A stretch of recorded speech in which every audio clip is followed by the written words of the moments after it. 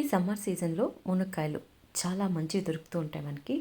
ఇలా కొంచెం లావుగా ఉండే మునక్కాయలు తీసుకోండి. వీటిని ముందుగా శుభ్రం చేసేసి చింతపండు, నేను తీసుకున్న మునక్కాయలు 300 గ్రాములు ఉంటాయి. వాటికి నేను 100 గ్రామ్స్ చింతపండు తీసుకున్నాను.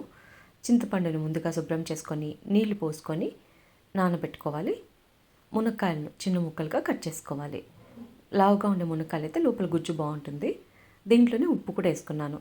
నేను తీసుకున్న 300 గ్రాముల చింతపండుకు గాను నేను ముక్కాలు గిద్ద ఉప్పు వేసుకున్నాను. ముందుగా ఆయిల్ వేసుకొని దీన్ని మునక్కాయలన్నిటిని వేపుకోవాలి, ఫ్రై చేసుకోవాలి. ఇలా లోపల మెత్తగా అయ్యే వరకు వేపుకోవాలి.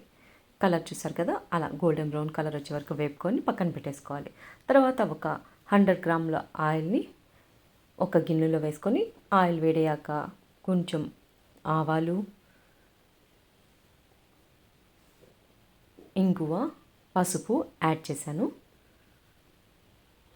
ఇవి ఫ్రై అయ్యాక కొంచెం ఎండుమిరపకాయలు కోసి అవి కూడా యాడ్ చేశాను. తర్వాత ముందుగా నానబెట్టుకున్న చింతపండుని మిక్సీకి వేసుకొని అది కూడా యాడ్ చేయాలి. తర్వాత దీంట్లో చింతపండు ఉడికేశాక మనకి దీంట్లోనే కారం హాఫ్ గిద్ద తీసుకున్నాను. మనం ఏ గ్లాస్తో అయితే తీసుకుంటామో ఆ గ్లాస్తోనే ఉప్పు, కారం అన్నీ తీసుకోవాలి. ఒక 2 స్పూన్స్ ఆవపిండి వేసుకున్నాను. ఆవాలు, మెంతులు కొంచెం రోస్ట్ చేసుకొని అవి మిక్సీకి వేసుకొని అది కూడా యాడ్ చేశాను. తర్వాత అంతా ఉడికాక మనం లాస్ట్లో ముందుగా ఫ్రై చేసి పెట్టుకున్న మునక్కాయల్ని యాడ్ చేయాలి. మునక్కాయల్ని బాగా కలబెట్టండి. ఇవి ఒక 1 డే ఊరాక తింటే చాలా బాగుంటుంది. ఈ పచ్చడి మనకి 1 ఇయర్ పాటు నిల్వ ఉంటుంది.